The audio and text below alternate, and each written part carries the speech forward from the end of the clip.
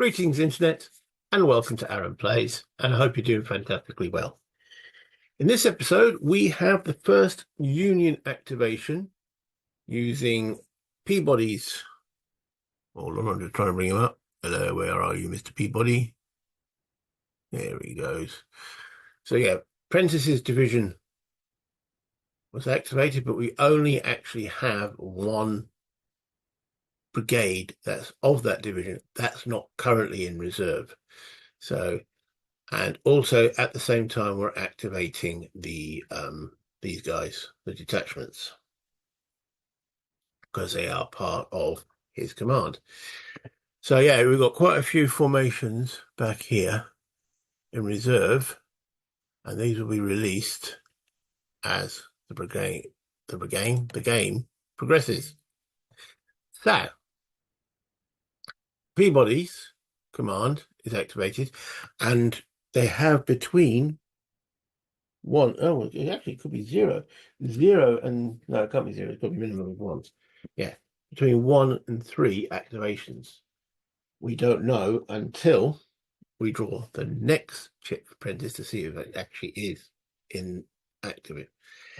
And these guys have 2 activations. So what to do? Now, I was looking at how long, considering these Confederates can go approximately 4 hexes per activation. We're looking at, if these go 1, 2, 3, 4, they'll be there in their second activation. 1, 2, 3, 4. There in their third activation. 1, 2, 3, 4. There in their first activation of the 7 a.m. turn. 1, 2, 3, 4. Well, ready to engage in the second activation of the 7 a.m. turn, where hopefully a couple more of these Union units will be involved. So the question is, does Peabody's brigade advance?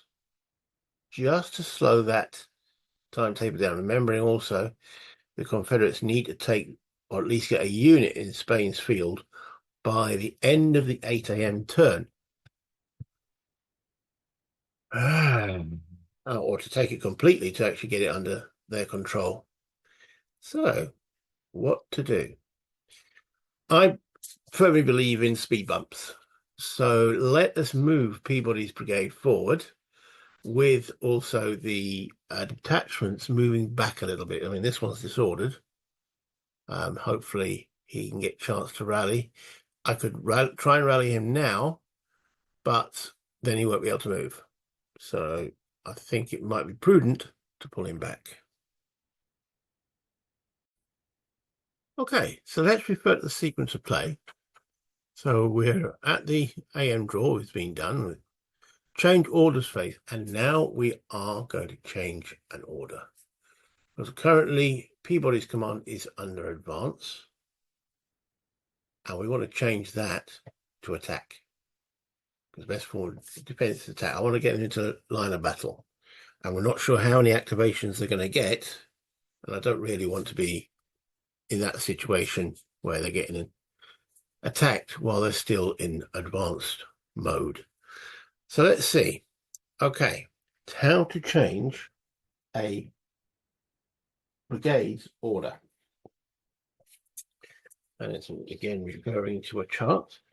I couldn't see anything that stopped them being put into attack orders.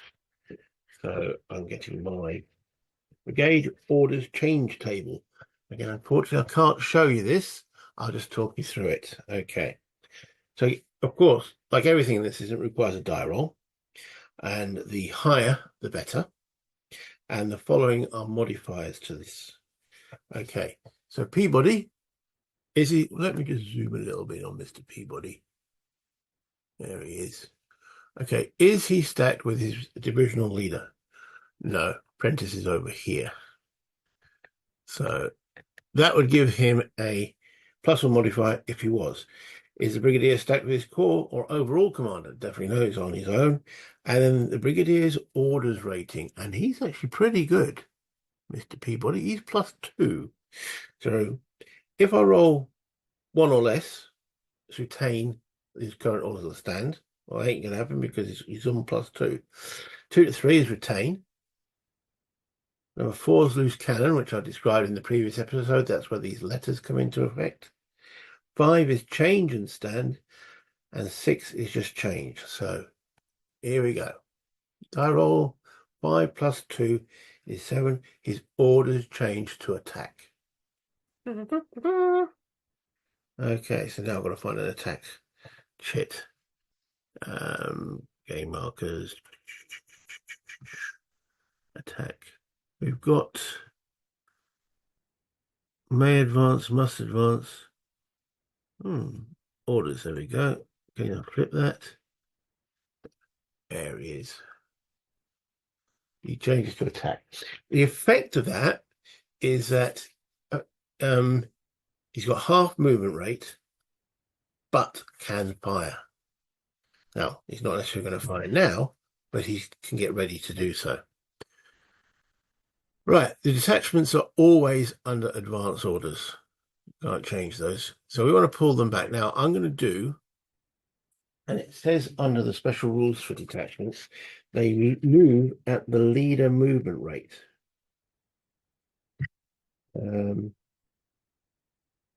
use the leader column on the terrain effects charts, exception. Of course, there's an exception when they're on roads.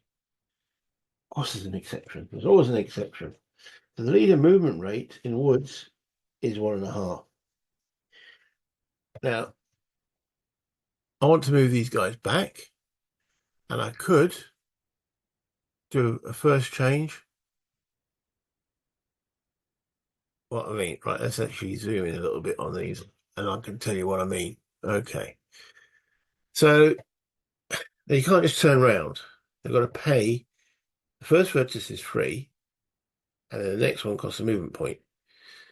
Or I could just do withdrawal movement. But with withdrawal movement, there's a chance, because the terrain costs more than a movement point, that they have to do a UDD per hex that they go back under withdrawal movement. Withdrawal movement. Units under either advanced or attack orders may use withdrawal movement as their movement for their activation.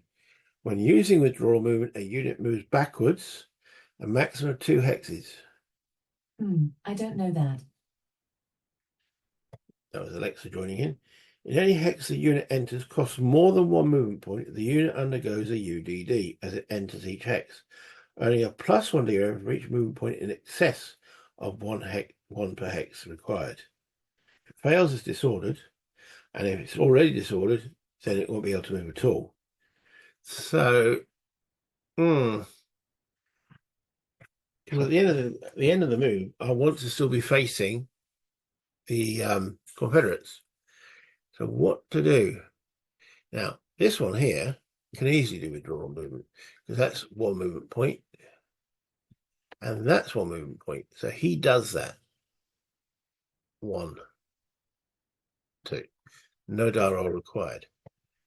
This one, however, going back into there is 1.5 movement points. So he would have to do a UDD with a +1 modifier because of it's before 9 AM. And if he fails it, he won't be able to withdraw at all. The other option is I could, so you could start off and do a facing change of 1 vertex. So we could retreat.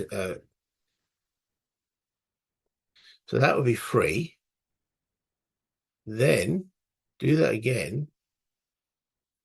And that's 1 movement point. He could then go in there for a total of 2.5 movement points.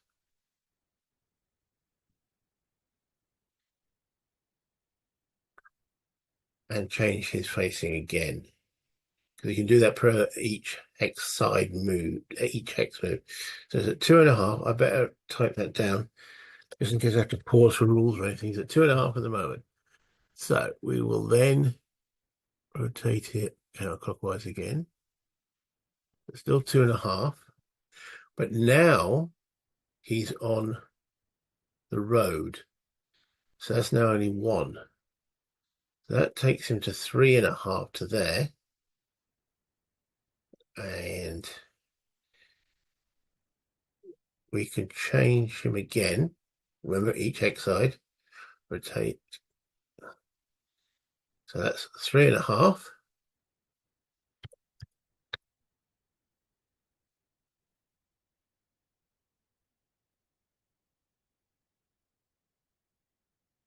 And then we can go into there.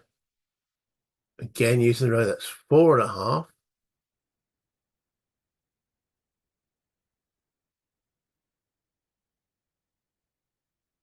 And that's him done.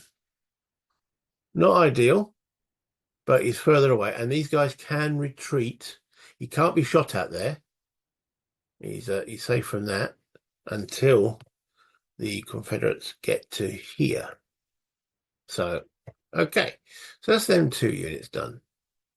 Then this other detachment, I think they need to come forward. And they got 6 movement points. This is the trail. Half other terrain in the hex, minimum of 1.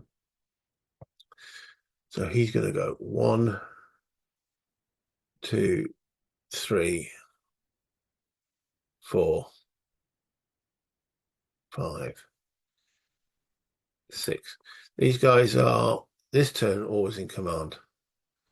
So that's them 3 done. Okay. It's just to slow people up. Right. And then the rest of Peabody's command itself. Under attack orders, so they've got half movement rate. Now, if we go 1 to there, and then I want to extend the unit. Okay, so we want to extend out to the flank. Or do we? It costs a movement point to do so. I'll tell you what we'll do. We will go there for 2. Is that right? No. Cross the clear hex side. Yes, that's correct. Is 2. And then we'll extend the unit. Do I need to use a marker on here? No, we've got to pull one out of the actual draw. Now we're going to be extending. This is upside down, so we're extending left.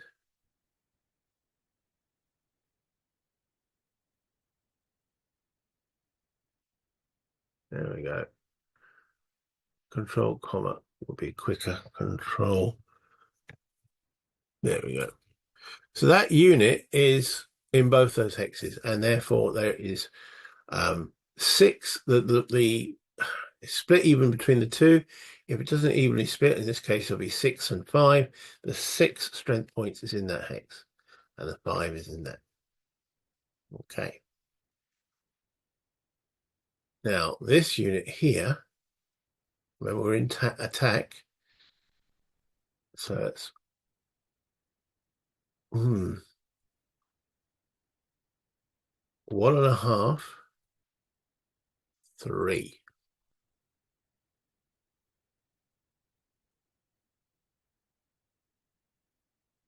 Now this unit's got 2. We've got 2 strength points less. That's because they're part of the attachments. So he'll go 1.5, 3. We'll leave Peabody for the moment. Another one that's got 2 units. 1.5, 3. Oops. And now notice there is a ravine, a gully here. That's going to add 1 movement if I go that way. So that would actually be 2.5 to there.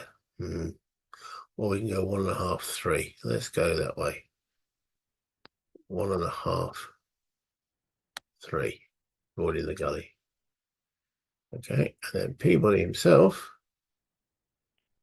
will move to there with his attack orders. So yeah, that's him done. Let's clear all that up. I'll press the wrong button. Clear all that up. He's under attack. What happens next is we've got to draw for the next chit. So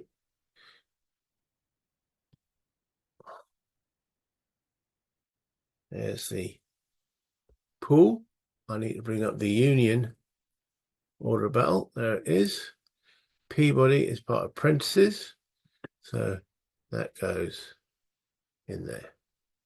And then the next chit drawn is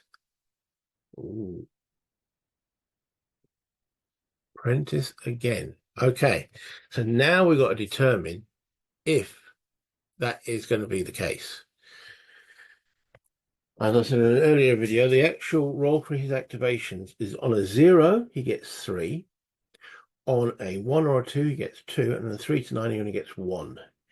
But it says roll out at the beginning of the game, the beginning of the turn, and keep the secret from the Confederates. Well, a bit tricky to do considering I'm playing both. So this is where I came up with the idea. Okay, so we'll put all 3 chits in and we roll a dice. If I roll 3 to 9, this chit is dud and any other one that comes out is dud. If I roll a 1 or a 2, this chit is activated. So let's see if Peabody gets a 1 or a 2. He gets a 5. So this chit is a dud.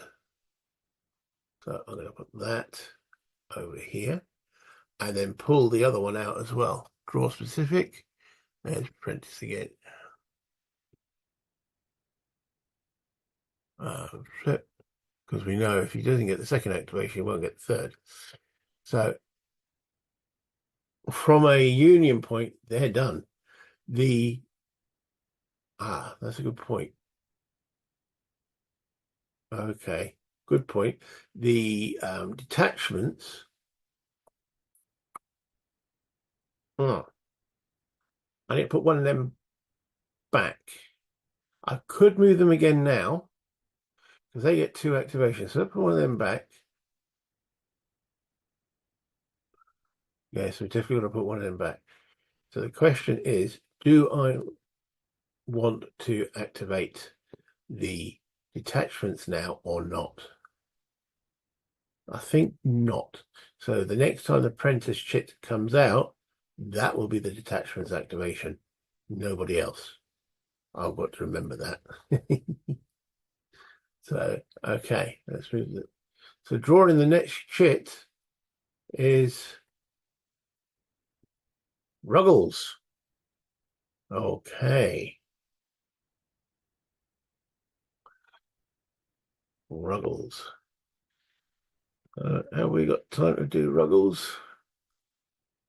He's got a lot going on there, and he's starting to cause a traffic jam with we need Hardy to come out. Or Hinman. Sorry, Hinman. Hardy's the corps commander. Okay.